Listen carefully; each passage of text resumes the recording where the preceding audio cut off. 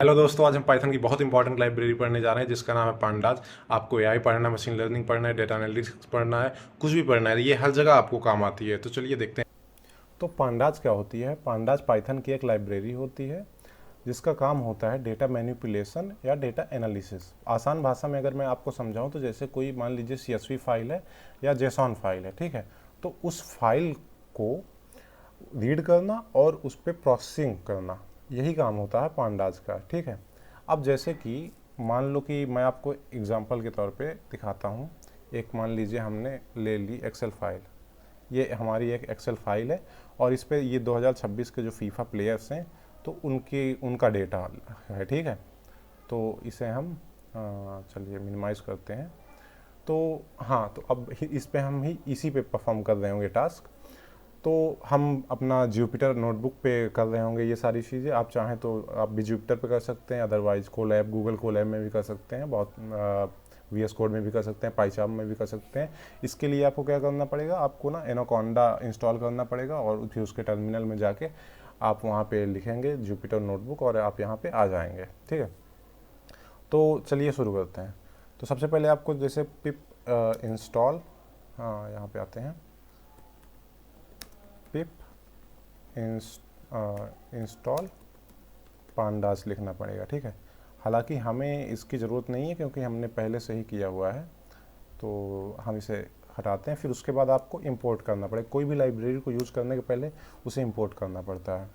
तो import pandas as PD कर देंगे। अच्छा, पीडी की जगह आप कुछ भी लिख सकते हैं। इंपोर्ट पांडास ऐड, मैं अपना नाम शिवा भी लिख सकता हूँ, तो ऐसा कोई ये फिक्स नहीं है, ठीक है। फिर उसके बाद हम एक वेरिएबल बनाएंगे, मान लीजिए डीएफ नाम का बना लिया। डीएफ इक्वल टू, मान लीजिए हमें सबसे पहला स्टेप, हमें किसी फाइल को रीड करना हुआ, ठीक है। अच्छा, तो देखिए जैसे कि रीड करना है तो हम यहाँ पे लिखेंगे P D dot S E R I, oh sorry, P D dot read, P D dot read लिखना होगा और underscore C S V. फिर उसके बाद हम आर लिखेंगे रीड करने के लिए, डबल कोट के अंदर हम फाइल का पाथ डाल देंगे, ठीक है। एक मिनट, अच्छा फाइल का पाथ हमारे पास नहीं है, हम यहाँ पे जाएंगे और कॉपी एज पाथ करेंगे। कॉपी एज पाथ करने के बाद यहाँ पे हम पेस्ट मार देंगे, ठीक है। पेस्ट मार देंगे और ये ब्रैकेट के अंदर इसे अब हम रन करेंगे। तो ये रन क्यों नहीं हो रहा, क्योंकि हमने एक गलती की है, यहाँ पे डबल कोट हैं, एक हटाना पड़ेगा, एक ही रखना पड़ेगा। अब रन करेंगे, ये रन हो जाएगा। अब हम देखते हैं इसके अंदर क्या है। तो डीएफ करके हम शिफ्ट एंटर मार देंगे और ये हमारा रन हो गया। अब देखिए यहाँ पे आपको player ID, player name, age, nationality, team, jersey number, position, height, centimetre, weight, सब कुछ आ गया आपका, ठीक है। तो उसके बाद आपको क्या करना होगा, अच्छा हमें मान लीजिए कोई एक चीज़ देखनी है कि इतनी बड़ी फाइल में कि किस किस प्लेयर ने सबसे ज़्यादा गोल किए, या हमें ऐसे प्लेयर चाहिए जिन्होंने 10 से ज़्यादा गोल किए हों, ठीक है। तो ये फ़िल्टर यूज़ करके हम इसमें परफॉर्म कर सकते हैं बहुत ईजिली। अब इसमें देखिए कितने रोज़ है, 54,600 रोज़ और 75 कॉलम है। तो आप कहाँ तक ढूंढते फिरेंगे अगर आपको किसी ने कह दिया कि इतने प्लेयर्स ढूंढिए जिनके 10 से ज़्यादा गोल हैं, ठीक है। उसके बाद हम क्या करते हैं यहाँ, अच्छा इसमें ना दो तरह के डेटा स्ट्रक्चर होते हैं। एक होता है आपका सीरीज़ और दूसरा होता है डेटा फ्रेम। सीरीज़ जो होता है वो आपका 1D होता है, 1D एरे, और जो आपका डेटा फ्रेम होता है वो आपका 2D एरे होता है, ठीक है। तो उसमें इसके बाद हम ना, अब चलिए इन्हें प्रैक्टिकली देखते हैं सीरीज़ को। जैसे कि आपने एक यस इक्वल टू लिखा पी डी डॉट सीरीज़, ठीक है। और फिर उसके बाद ये ब्रैकेट 10, 20, 30, ब्रैकेट क्लोज, और इसके बाद आप इसे रन करेंगे। रन करने के बाद यस शिफ्ट एंटर। अब आप यहाँ पे देख सकते हैं कि हमें एक सीरीज़ मिल गई 10, 20 और 30 की, ठीक है। हम और 0, 1, 2, 3 यहाँ पे ये इसका ना, और इसका डेटा टाइप ये देखिए इंटीजर डेटा टाइप है, ये भी आ गया, ठीक है साथ में। अब क्या है यहाँ पे, क्या है ना, हमें लेबल्स मिल गए, ठीक है। अच्छा, अब आप जैसे ये कहें कि लिस्ट भी तो है, हम लिस्ट का यूज़ क्यों नहीं कर रहे हैं, उसका भी यूज़ तो कर सकते हैं। हाँ सही कह रहे हैं आप, लिस्ट का यूज़, लेकिन जो सीरीज होती है वो लेबल्ड होती है, और जो लिस्ट होती है वो आपकी लेबल्ड नहीं होती, वो अनलेबल्ड होती है, ठीक है। जैसे कि हम देखते हैं, चलिए एक लिस्ट बनाते हैं, ठीक है। मान लीजिए लिखा LST इक्वल टू 20, 30, 40, और इसको हम रन करते हैं LST, और ये 20, 30, 40, लेकिन ये देखिए ये लेबल्ड है 0, 1, 2, 3 नंबरिंग इसके साथ, और ये लेबल्ड नहीं है, ठीक है। तो ये आपको आई होप कि सीरीज बहुत अच्छा समझ अब आ गया होगा। अब डेटा फ्रेम बनाते हैं, ठीक है।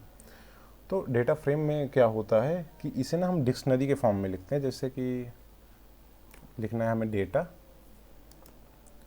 इक्वल टू कर्ली ब्रेसेस, और उसके अंदर हमने लिख दिया नेम, और फिर हमने यहाँ पे कॉलन लगाया, और ब्रैकेट के अंदर हम मान लीजिए नाम लिखते हैं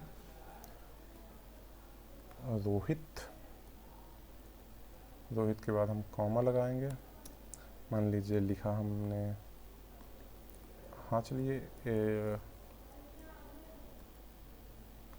अभिषेक। उसके बाद फिर आपने कॉमा लगाया, और उसके बाद आपने लिख लिया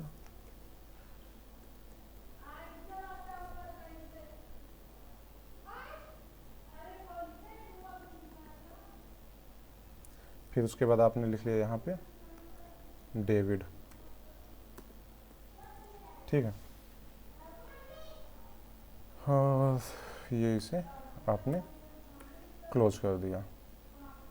अब क्लोज करने के बाद आपने यहाँ पे कॉमा लगाया, और अभी ना हम इनके रन्स भी लिखते हैं, ठीक है।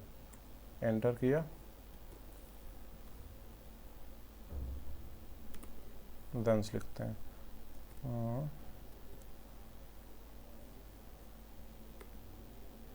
आपने मान लीजिए लिखा 27 000, 34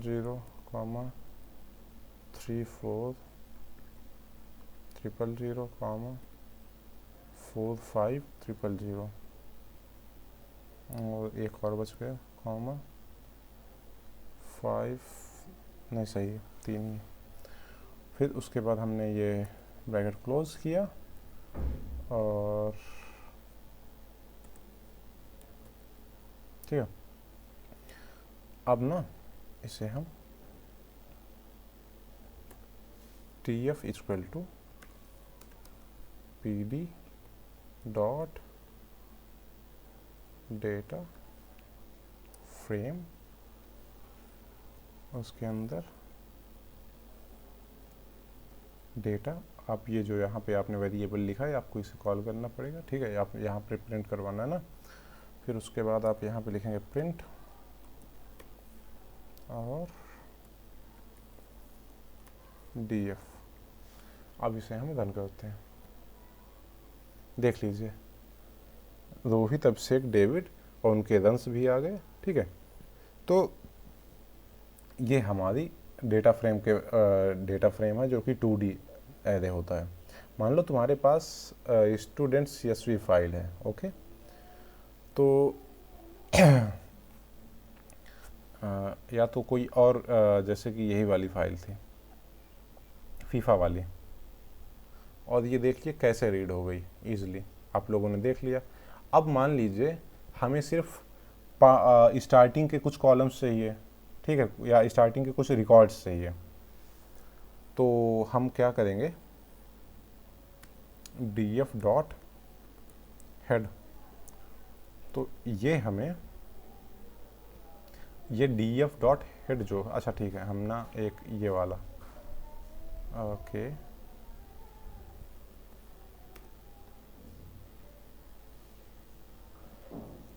ये वाली जो फाइल थी इससे रन करेंगे। और इसमें अब देखिए, जैसे आपको ना स्टार्टिंग का कुछ रिकॉर्ड चाहिए, तो स्टार्ट आप लिखेंगे df डॉट हेड, और df डॉट हेड लिख के आप शिफ्ट एंटर मारेंगे तो आपको स्टार्टिंग के 5 जो हैं रोज मिल जाएंगी। ठीक है, ये देख सकते हैं आप स्टार्टिंग 5 ये रोड्री, फैटी, अंशुली जो भी है, तो ये आपको मिल गया। अब आपको मान लीजिए कि लास्ट कस्टम आप मतलब खुद से चाहते हैं कि आपको कोई चाहिए, तो आप लिख सकते हैं df डॉट हेड, आप 2 कर दिया यहाँ पे और एंटर मार दिया, तो आपको ना यहाँ पे 2 रिकॉर्ड मिल गए। तो आप जितना चाहें उतने रिकॉर्ड ले सकते हैं। ठीक है, अब मान लीजिए आपको नीचे से रिकॉर्ड्स लेने हैं, तो नीचे से रिकॉर्ड्स लेने के लिए आपको क्या करना पड़ेगा, df डॉट